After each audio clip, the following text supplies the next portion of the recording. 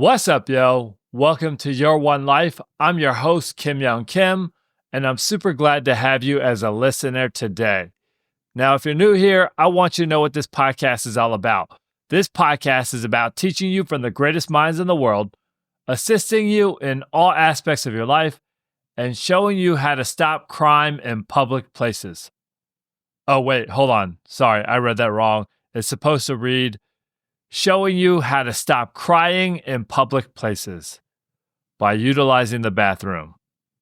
Now, some would argue that the restroom is a public place, but I disagree because there's stuff you can do in the restroom that you can't do in the public otherwise, like hand someone $1 after they sprayed you with cologne or perfume.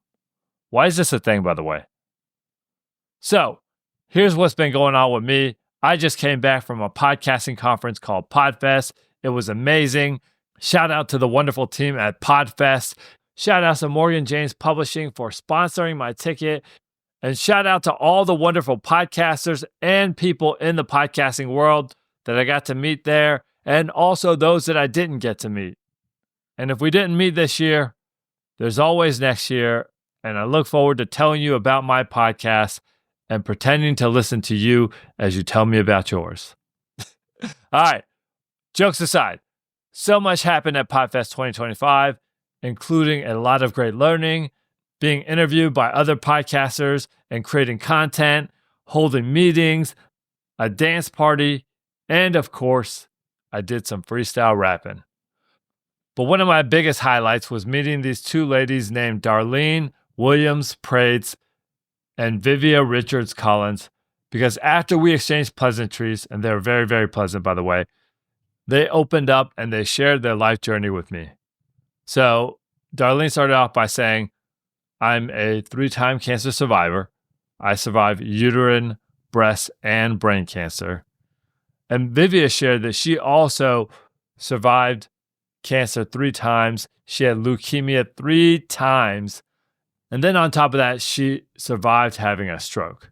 And when they told me about their arduous journeys, I was filled with a combination of awe, amazement, and gratitude. I was blown away by all the suffering they went through, their trials and their tribulations, and the fact that they're still here. And after they shared their stories with me, I totally freaked out and I was like, oh my God, and I gave them big hugs. And I couldn't stop thinking about how they're still here. They're still here after all of that. And that's the message of today's podcast. You're still here. And that's a truly, truly beautiful, amazing thing if you really think about it.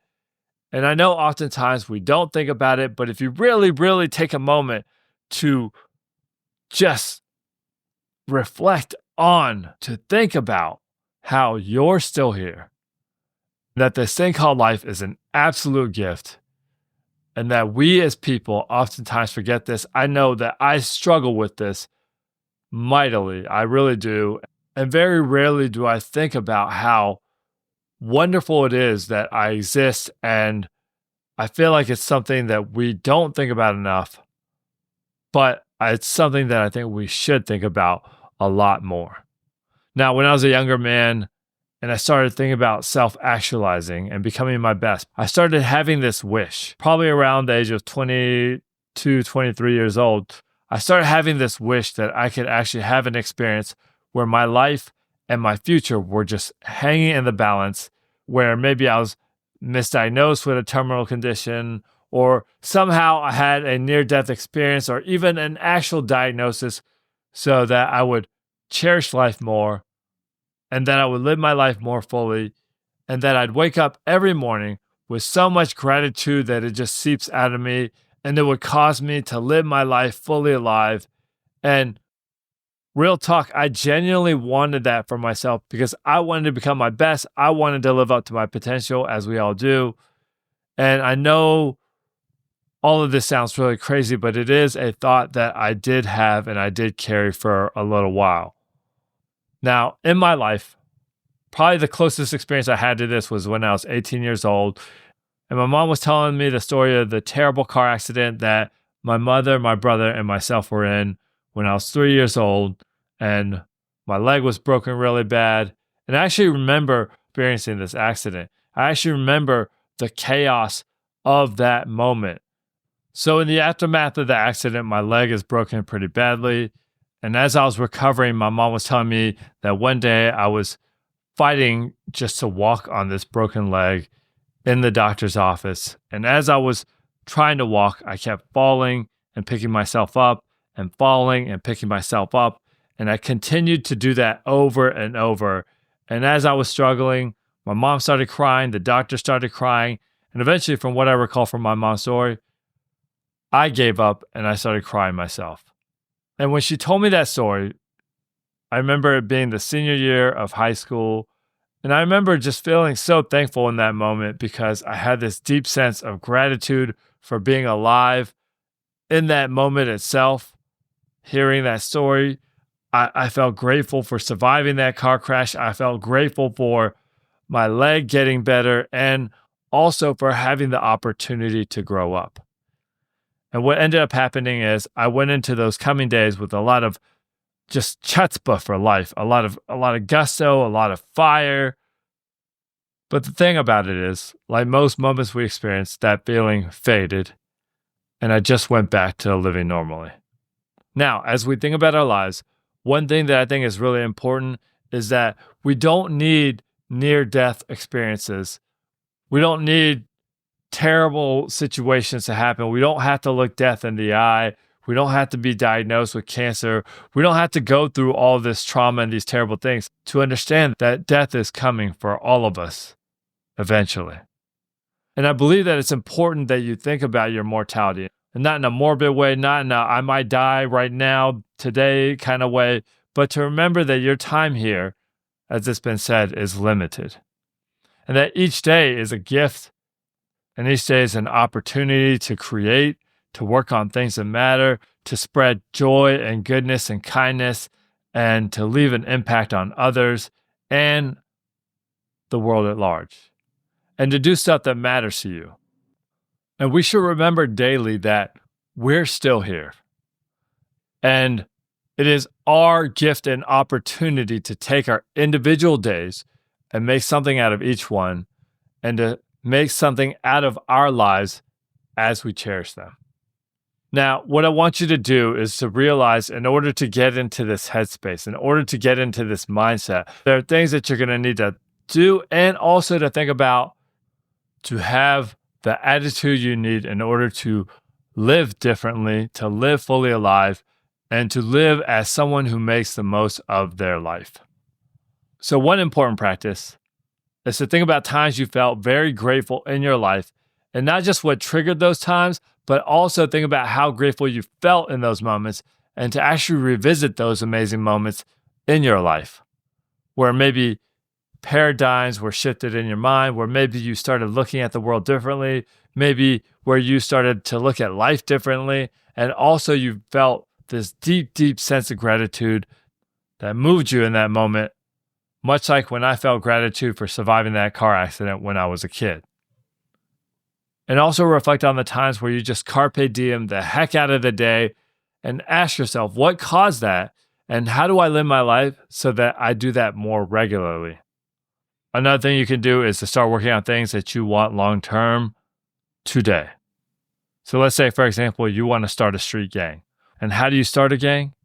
The same way you start any major movement, with one person. Now, beyond working for what you want, one of the ways that we can live our lives fully is to practice daily gratitude through maybe a journal, maybe a list that you write out every day, but doing something every single day to remind yourself of all the good things that are happening in your life. Practice gratitude daily. Practice gratitude regularly.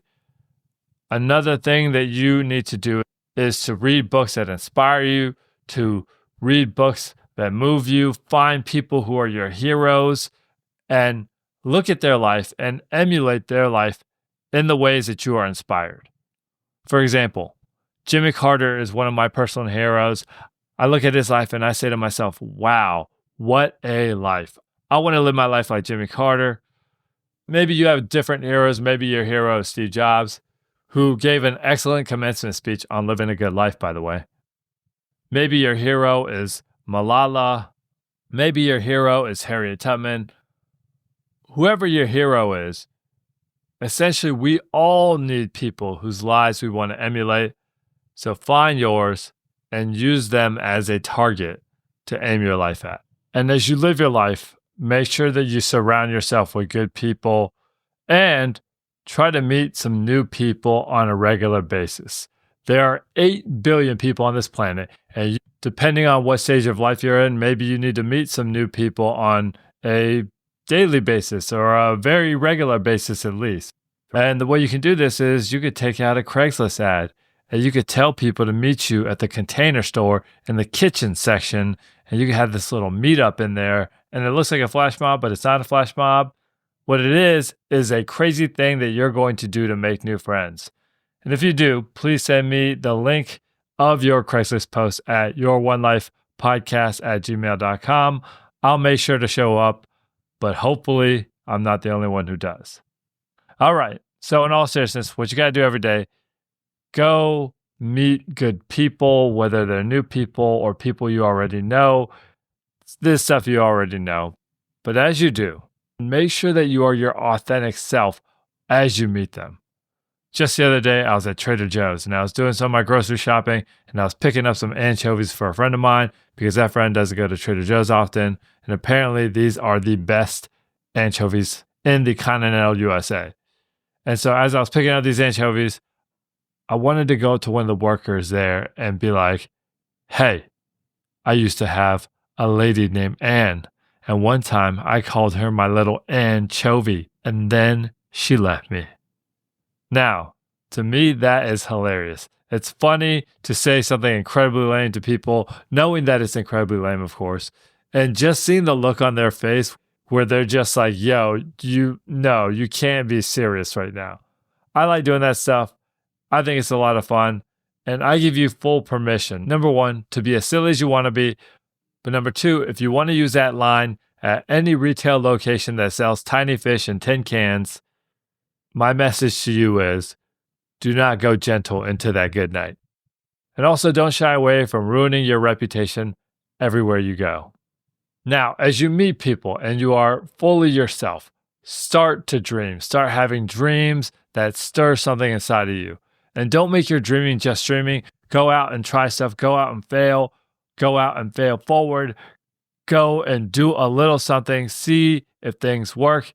And if you do this, I think that something magical and something very unexpected will come out of all of this. Not every single time, but in the totality of your effort. But whatever you do, don't sit back and let life happen to you. One thing that I like to do is sometimes I like to pretend that I am in a movie and I'm the main character. And then I ask, if I were watching this movie, would I be inspired by my own actions? And if not, maybe I choose different actions. Because at the end of the day, we are all main characters of this movie called our life. And we need to act like main characters of movies that inspire us. This reminds me of part of a verse that I wrote back in the day that goes like this. You're the author of your story, the star of your show, so make something beautiful and let the world know that they too are beautiful because that is the truth. You're a superhero. Now it's time to step out the booth. And that's the great thing about living more fully, cherishing your life, and doing something with yourself. You can have a significant impact on others. Those two ladies from Podfest have had a profound impact on my life. So not only can you help others through your direct actions and the good things that you do, but you can also have an impact on people through your example. And we all have influence on others. And how you live is the most effective way that you are going to influence others on how to live their lives, much like Jimmy Carter did for me and for millions, if not billions of other people. Now, as we are living fully, I think it's important to have a vision of what you want your life to be, realizing that moving in the direction of that vision seems to be a big part of the good life. And this ties back to working on your long-term goals, which I stated earlier. But also, as you're doing this, it's important to practice taking time to rest as well. You can't be all go, go, go all the time. Now, one last tip that I want to share is to get off of your phones, get off of your devices.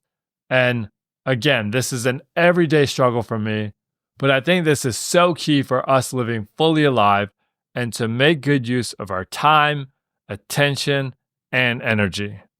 And as we do, we are not going to, as it's been quoted, get lost in the comment section of life. All right, so here's how I'm going to land the plane. You can focus on what's important, you can seize the day, and you can cherish the life you've been given every single day. And my hope for you is that this inspires you to live more fully, to realize that life is a gift, and to live your life with that truth at the forefront of your mind. Because you're still here. All right, so that's the episode. I hope you enjoyed it. I hope you are inspired. I hope you apply these learnings to your life. And if you do, please reach out to me and tell me how it has affected your life. You can hit me up on Instagram, Your One Life Podcast. You can also email me at youronelifepodcast@gmail.com. I would love to hear from you. I always love to hear from listeners, and I appreciate each and every one of you. Now, if you're new here, don't forget to hit that follow button so you don't miss future episodes. And for those of you who have been listening, please rate and review this podcast on Apple Podcasts and Spotify. That helps out significantly. And you can also leave a comment on Spotify because that's a new feature that they had there. Also, please share this episode with anyone that you think should hear this message. This is Your One Life. I'm Kim Young Kim. Hope you have a great day, a great week, and until next time, peace.